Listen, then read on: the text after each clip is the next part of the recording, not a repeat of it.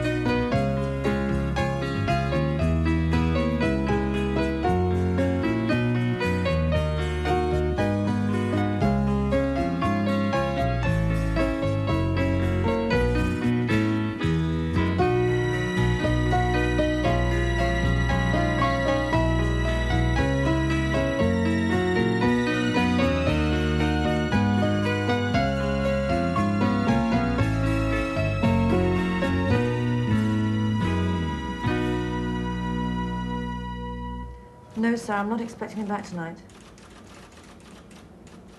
I see. Next when? Tuesday and Wednesday. And can I tell him what it's in connection with?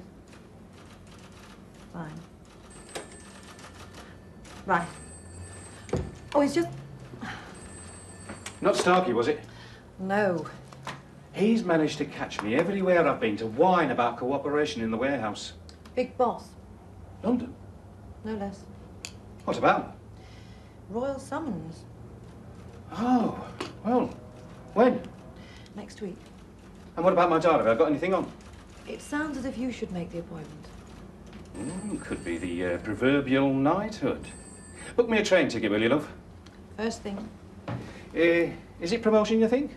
Hard to know. Somehow doubt it.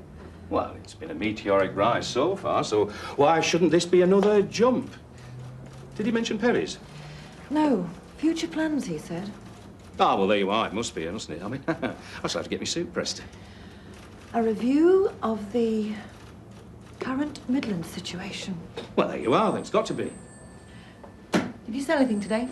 Oh, yes, some of those sauna equipment things. I mean, it's a doddle. It's all contracted out stuff. But this is much more intriguing. I just wonder who's going to get most steamed up. What? Oh, nothing. Anything else tonight? Oh, there were a couple of memos, but that can wait. No, you can go off now, while I'm in a good mood. London, eh? Soweit sieht alles sehr vielversprechend aus. Ich rufe zurück, sobald ich eine definitive Antwort habe. Ja, war sie. Auf Wiederhören. Very impressive. What?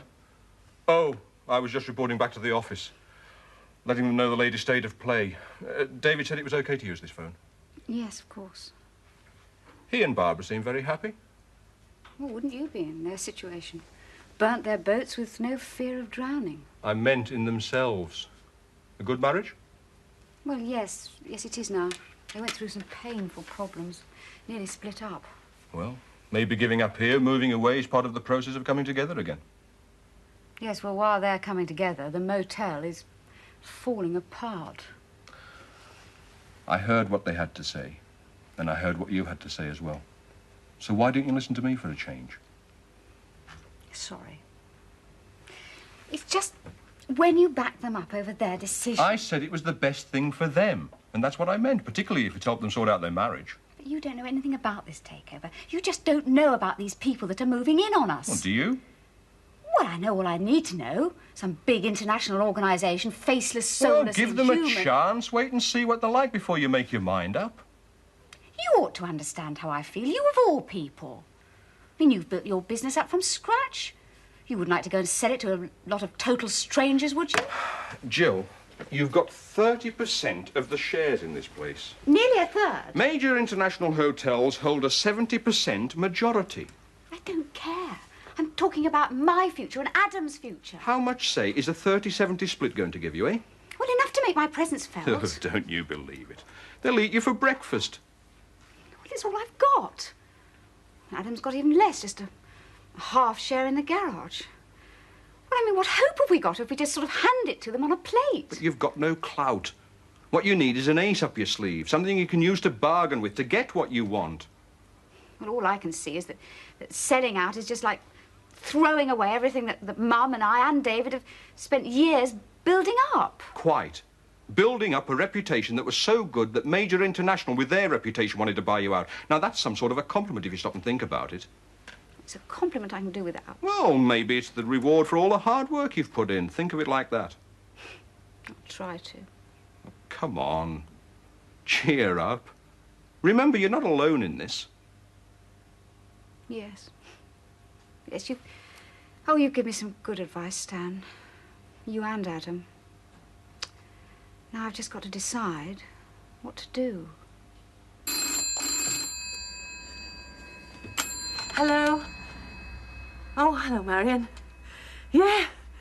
Yes, I'm fine, yeah. No, there's nothing to worry about. I'll be okay.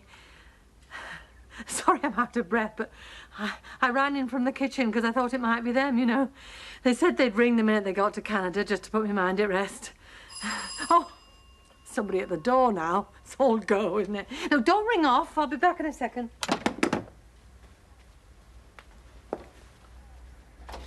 Oh, hello. Oh, good evening, madam. I'm from the local dating agency, and I saw the light in your window and I Keep your voice down. Oh, and you'll be pleased to hear, madam, that your number's come up on our computer, and you've won tonight's star prize, John Maxford. Where are you? Shut up. I'm on the phone. Oh, sorry. It's only John. Oh, that's nice, that is. Yes, very thoughtful of him, yeah. Yeah, well, I'll ring you tomorrow then, Marion. Nice talking to you. Bye. You are the limit. What she must have thought. Marion? Marion Owen. Oh, yes, yeah. Well, what does she want? Well, she's just trying to know whether I was all right. Well, why shouldn't you be all right? Hey, I'll tell you what. You'll be even better when you hear what I've got to say. What are you on about? Well, a bit of good news, love. That's why I've come round. To celebrate. Celebrate? Yeah, I don't suppose you got any champagne stashed away, have you? A toast might be in order. Let's come over you. Of course I haven't got any champagne. I've been called to London next week. This could be it, love. The start of our bright new future. I don't understand. Well, means promotion usually, don't it? Oh, well, congratulations. Oh, congratulations. Well, I mean, you could smile a bit. I thought you'd be happy for Well, me. of course I am. Of course I am. That'll be them. Them? Who? Hello? Who did you want to speak to? No, it isn't. I think you have the wrong number. No. I'm sorry. I think you better get on to the operator. Oh, it just makes me furious. Every time that phone goes, my heart starts thumping. Yo, lass, what's wrong? Well, because I think it might be them, you know, Kevin and Glenda. They said they'd ring the minute they got there, you see. Oh, hell. It wasn't today. Oh, yeah, of course it was. And I'd forgotten. Oh, I'm ever so sorry, Kath, love. Doesn't matter. I just want to know that they're all right, that's all. It's just that everything went out of my mind when I got that message from head office. I tell you what, let's go out for a little supper somewhere, eh? We went out last night. Yes, I know. Well, that was with them. I mean, just the two of us, eh? What do you say? No, it's very kind of you, John, but I'd rather not. It'll take you out of yourself, love. No, I got to wait in, haven't I, for the phone call, and then you start talking about going to London. I think I've had enough excitement for one day. All right, come on, love. I want you to be happy. All I want is your happiness. I know, I will be too, but just give me time to get used to it. So what's all this about? Darling, Paul is having a blue fit out there. The table was ordered for 7:30. Tell Paul to go to hell. I see. Well, forgive me, Adam, but, well, this affects us all. What's the trouble? Nothing that a long talk to Stan and an even longer think didn't resolve. I've decided to sell all my shares to Major International Hotels. Well done. Jill. You're absolutely sure? Oh, darling, don't fill me with doubt. I've decided. Well, aren't you pleased? Well, yes. Well, hug me then and tell me I'm right. Come on, you've given it all you've got. Of course I'm pleased. Oh, thank God it's over. And thank God for Stan. He was such a help. Good old Stan.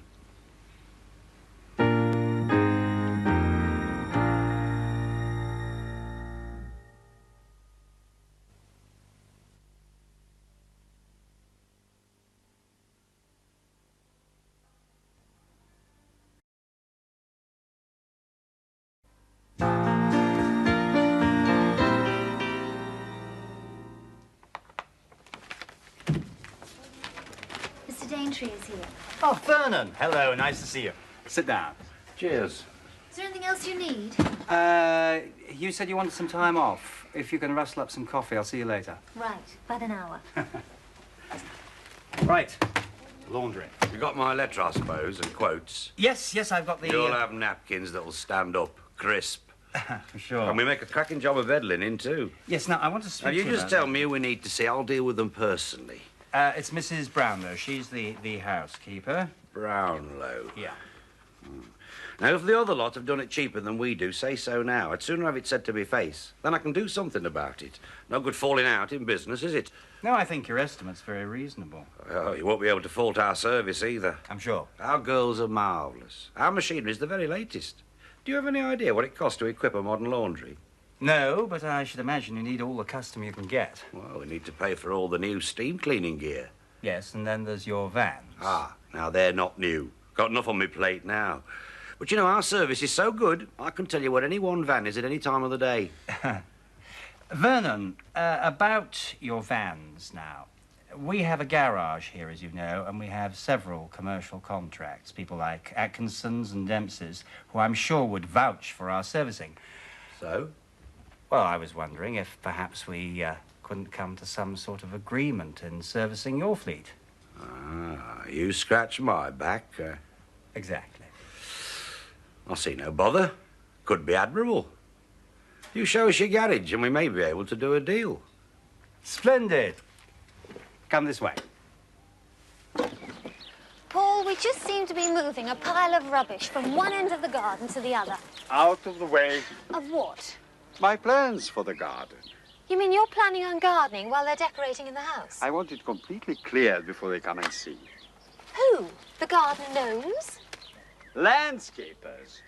Landscapers? I have plans for these two, you know. Greenhouse over there. No. Over here, surely. There's no light there, even I know that. Oh, how cosy. Tool shed there. Very sensible. Thank you. Are there any flowers in this garden of yours? Flowers. Yes, rose bushes, trees even. A paved edge with a minimum amount of flowers. Lovely lawn. Oh, grass everywhere, how boring. How practical. What about the actual garden? Somewhere to sit and sneeze all summer. Do you know you're practical to the point of laziness? You infuriate me. One has to make the best use of one's time. And how better than to potter around a garden? Miranda, have you, in your romantic inclinations, any idea how much time pottering takes? Ouch! What's the matter? Splint, I think. And this is the workshop where we carry out the bulk of the servicing work. Good afternoon, Sydney. Can I be of any help? No, not really, but we might be getting some more work in. Oh, champion. And how many vehicles come through here in a week? Well, Mac will be able to give you the figures. Sid, where is Mac? He's in the office club. Right. Now, I've got the three lads in here. There's Nobby over there in the corner, and there is Sid and Roy. Otherwise known as the Three Stooges. Afternoon. Ah, Mac, I want you to meet Vernon. Vernon Daintree. He'll be handling the motel laundry from now on. Ah, Joe MacDonald, pleased to meet you. I wanted him to see the setup here because as part of the deal, we'll be servicing his fleet of laundry vans. Do you remember I phoned you about this? Oh, yes. Great stuff. You don't have a lot of room to keep vans overnight, do you? Well, we have got a yard out back. Can I see the stores? Sure. Tell a lot about the business from the state of the stores, what you handle, how much, how fast. This way, sir. Sir, is it? And Mr. Daintree will have his wife's car and his own serviced here. That's if it's convenient to you, Mac. Just give us a ring any time. I don't trust the Merc to any old Burke with a lump hammer, you know. It's loved and cherished. It was slaved for. Metallic and all. We'll take good care, Mr. Daintree. For every facility, eh, Mac? Same goes for Alice's runabout. Alice? Mrs. Daintree. Ouch! You're such a baby. It's painful enough. Well, you don't want it to go septic. Anything but perforated. Will you hold still? It's a splint, not a bullet wound. You want something to bite between your teeth. No, let me do it. With your right It'll hand? be less painful. You seem to be pushing it in. You know, I think a rockery'd be nice. I can't argue with you whilst you have the upper hand. And a little pond with a few fish. A bird table and a waterfall, possibly a fountain. Ah! Make it look a typical English garden. There. Want to see it? If you're going to restore this cottage to its old world charm, you can't stripe up the lawn to make it look like Lord's. Mind you, that's typically British. How English can you get? Well, don't you agree? Anything that prevents me becoming a pincushion, yes. You're not taking me seriously. Be grateful I took you seriously enough to buy this place. For that, at least, I'm grateful. I'll just keep my mouth shut then. Out. Let me have another look. No, you don't know what the sight of blood does to me. The same as the thought of hard work? You're determined to become Lord of the Manor as soon as possible, aren't you? King of my own castle, yes. Wasn't I right? Well, what happened to the tea, then? You may well ask. I thought you'd gone picking it in Ceylon. Nothing to laugh at, Boyle. We're spitting feathers out here, we are. Not as bad as what I'm spitting in here. Oh, and Mr. D wants 2 lumps. You know, Mr. D wants. As long as we keep him sugared right, and old Chauncey's laundry on the move, everybody's laughing. Oh, what's knocked you, then? Smack the knife out there with his bluey white smile, Chauncey jumping up and down. You can't say anything in front of Vern, can you? Otherwise they look daggers at you. Well, he was just trying to make a good impression, that's all. You don't impress me, none. I used to run this garage, you know that? And for all the thanks I got, you could put it in the back of a washer. Well, it'll all taste much nicer after a cup of your Uncle Roy's char. Imagine what it's going to be like when Chauncey comes working here. It'll be like a pantomime, him doing his song and dance routine. We won't know who to tip our forelocks to first. Don't like him, dear? It's been like that, mate, since petrol was £10 a gallon. Well, anyway, do you want one? I didn't tell you to do that. No, Mac asked you. Oh, that's all right, then. Because I can't help you out at all now, you know that, don't you? No advice, nothing. Otherwise, he'll be down on me like a ton of bricks. And he'll be getting at me at home as well. There'll be 2 bosses I got there. Yeah, you may laugh, mate, but it won't be like that for long. I just tried to make her realize how much say she was going to have, holding 30% to Major's 70. Yes, she was so confused. We were very worried about her. It's hard for her to see it objectively. It needed a lot of hard thought on her part. Well, thanks for your help, Stan. Actually, it was fortunate that you were here. I don't think anyone else could have made her see sense. Adam certainly tried. Well, I think it'll all work out for the best. Darling, I've got the travel agent on the phone. He wants a decision. Yes, of course. Problems? Oh, 1 or 2 getaway deals that we're finding hard to resist. Mauritius, Martinique. Very nice. Anyway, I think we ought to let them know, otherwise they're going to release them. So if you'll excuse us. Yes, of course. Ah, Jill, we're just going to make a phone call. We'll be back in 10 minutes, OK? Calling their travel agent. Yeah, all very neat, isn't it? What do you mean? No loose ends. Only one. Why? Well, J. Henry's laughing. David and Barbara are off on the 2nd honeymoon. And you'll be going back to Germany when the mood takes you. You still don't believe it, do you? That this may turn out to be the best thing for you as well. So you keep saying. But I'm going to be left here when you've all gone, just like a sitting duck for the first torpedo. I understand that Major International will be moving in pretty soon, so you'll have your work cut out. Handing over, clearing up things, setting up the new management. Just at this moment, I'm more interested in the old management. How long do you think all this changeover will take? Well, they don't hang about. It'll be done practically overnight, I imagine. And it'll all be very painless. For whom? Everyone. All right, changes are inevitable, but change isn't always for the worse. It could be an improvement. I suppose it depends what sweeping plans this new Broom managing director of ours has in mind. And what about me? You? You'll be invaluable. They'll need you to keep the whole operation running smoothly. They want your local knowledge and experience. So what happens when all the changes have been made? When they don't need me anymore? I'll be left out in the cold, won't I? Come on, Stan. You've got all the answers. Tell me. What do I do?